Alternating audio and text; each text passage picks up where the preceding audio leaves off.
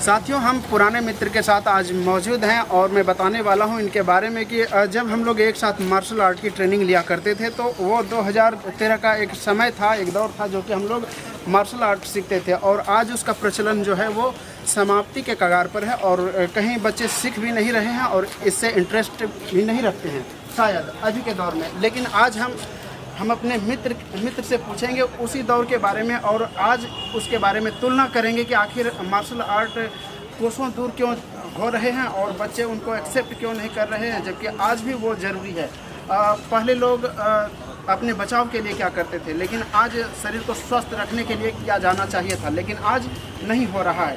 तो हम बात करेंगे हम अपने मित्र सोनू भैया से और सोनू भैया बताएंगे कि आखिर वो दौर क्या था और कितने दिन बाद हम मिले हैं और आज का प्रचलन क्या है, कराटे क्यों नहीं सीख रहे हैं और जो सीख रहे हैं उसको क्या परेशानियां आ रही बताएंगे सोनू भैया। नज़दीक आ जाओ, बताइए हमारे दर्शकों। हम लोगों के समय में पहले ईमानदारी थी, अभी के समय में कराटे पैसा के बल पे लोग सर्टिफिकेट ले लेते हैं और बेल्ट बांध लेते हैं, लेकिन पहले आज से 10 साल पहले कराटे जो था लोग मेहनत के बल पे ब्लैक बेल्ट बांधते थे कमर में। और हम लोग भी बहुत संघर्ष किए हैं। 2009 में हम लोग अपना नामांकन कराए और काफ़ी मशक्क़त के बाद 2013 में हम लोग ब्लैक बेल्ट हुए थे, लेकिन अब सुनने को नहीं मिलता है। पहले के समय में कहावत था कि लिखने के लिए राइटिंग, कराटे के लिए फाइटिंग बहुत ज़रूरी है और आज के समय में फ़ाइटिंग की कोई मान्यता नहीं है। सीधा आप पैसा दीजिए अपने सिहान को या सेंसई को और वो पहुंच और पैसे के बल पे आपको सर्टिफिकेट प्रदान कर देते हैं, लेकिन जबकि पहले ऐसा नहीं था। आपका शारीरिक परीक्षण होता था, कठिन परिश्रम कराया जाता था शिक्षक के द्वारा, सेंसई के द्वारा। उसके बाद हम लोग देश और प्रदेश जाते थे ट्रेनिंग के लिए, कमांडो ट्रेनिंग करते थे। 8 दिन 10 दिन का हम लोगों का कमांडो ट्रेनिंग होता था। ट्रेनिंग होने के बाद जब हम लोगों का हर चीज़ बेहतर होता था, फिर हम लोगों का ग्रेडिंग होता था और ग्रेडिंग होने के बाद फिर हम लोगों को बेल्ट प्रदान किया जाता था सिहान के द्वारा। अच्छा, हम चाहेंगे भैया कि आप ये बताइए कि अभी का जो दौर है, बच्चियाँ या बच्चियों को तो खास करके सीखना ही चाहिए, अभी भी वही दौर है, अभी गुजरा नहीं है। लेकिन प्रत्येक स्कूल में, सरकारी स्कूल में इस चीज़ को लागू करनी चाहिए कि नहीं सरकार को? बिल्कुल सरकार को करनी चाहिए और फुल कॉन्टैक्ट कराटे को मान्यता देनी चाहिए। सरकार नॉन कॉन्टैक्ट कराटे को मान्यता देती है, जो मेरे ख्याल से नॉन कॉन्टैक्ट कराटे का भविष्य तो सरकार के द्वारा दी जाती है, लेकिन आदमी स्वयं अपनी आत्मरक्षा नहीं कर पाते हैं। आत्मरक्षा के लिए लड़कियां को विशेष करके फुल कॉन्टैक्ट कराटे की ही ट्रेनिंग देनी चाहिए सरकार के द्वारा। सेंसई को तैयार करना चाहिए, हर जिले में, हर प्रखंड में एक शिक्षक बहाल करनी चाहिए जो फुल कॉन्टैक्ट कराटे से जुड़ा हुआ हो और उन्हीं के द्वारा ट्रेनिंग दी जानी चाहिए, क्योंकि नॉन कॉन्टैक्ट कराटे में आदमी अपनी आत्मरक्षा स्वयं नहीं कर पाता है। जी, हम चाहेंगे कि अभी के दौर में लोग कहते हैं कि सीखने का एक उम्र होता है और उसी सीमा में अगर लोग सीखे तो कुछ सीख सकता है, लेकिन अभी का जो माहौल है, हमारे दर्शकों को ये बताइए कि कराटे कौन सीख सकता है?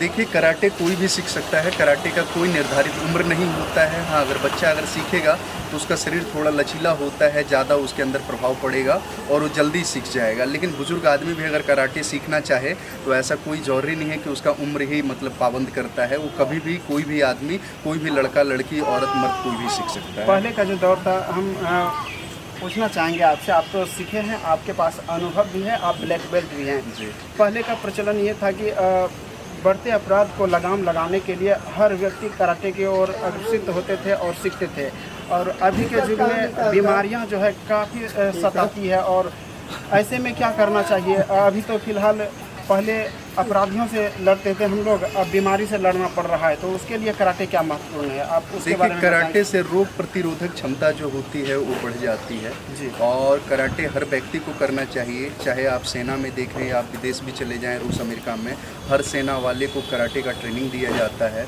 उन लोगों को भी नॉन कॉन्टैक्ट कराटे ही सिखाया जाता है, लेकिन ये हमारे भारत में इसकी उतनी प्राथमिकता और मान्यता नहीं है, जो कि कराटे जो है हमारे देश से ही निकला है और ये चीन और जापान जाके लोग इसको ग्रहण किए और विस्तार किए। लेकिन वास्तविक कराटे जो है हम लोगों के हिंदुस्तान से ही निकला है। कराटे का मतलब होता है क्रा मीन्स खाली और टे मीन्स हाथ। खाली हाथ जो लड़ाई झगड़ा मारपीट करता है, आत्मरक्षा करता है, उसी को कराटे कहते हैं जी। कराटे का भी परिभाषा आपने जान लिया और हम दोनों अगर बात करें तो एक मित्र हैं, एक साथ हम लोग मार्शल आर्ट की ट्रेनिंग लिए हुए हैं। ये भी ब्लैक बेल्ट हैं, हम भी ब्लैक बेल्ट हैं। अंतर यही है कि अभी ये फिट हैं, हम अनफिट हैं। वो माना जाए 5 साल पहले मैंने इस चीज़ को छोड़ दिया है और ये भाई साहब हमको लगता है कि अभी भी कहीं ना कहीं करते होंगे। तो हमारे मित्र को, ऐसे आप भी हमारे मित्र हैं, बिल्कुल, एक मित्र अपने मित्र को क्या संदेश देना चाहेंगे जाते जाते? संदेश यही है, हम लोगों का कहावत है, वो एक बहुत ही याद नहीं आ रहा है कितना वो प्यारा वो पल था, लेकिन क्या करें वो कल था। तो वही था हम लोगों का उस समय था। अभी समय की पाबंदी हो गई है, जिम्मेदारी बढ़ गई है, तो हम लोग अपने से बिछड़ गए हैं, लेकिन लगाव और स्नेह प्यार वही है और वो मान सम्मान रहेगा ही पूरी जीवन, जब तक जीवन रहेगा।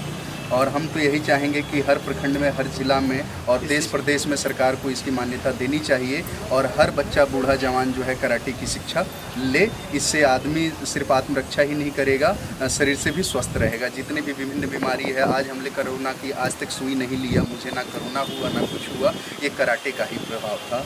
अगर मैं कराटे नहीं करता तो शायद मेरी कोरोना से मौत भी हो सकती थी या कुछ भी हो सकता था। बहुत लोग गुजर भी गए इसमें, उस बीमारी में। तो शरीर, आप योगा करेंगे या कराटे करेंगे तो शरीर आपका स्वस्थ रहेगा, आप निरोग रहेंगे और किसी भी चिकित्सक से आपको परामर्श लेने की ज़रूरत नहीं है।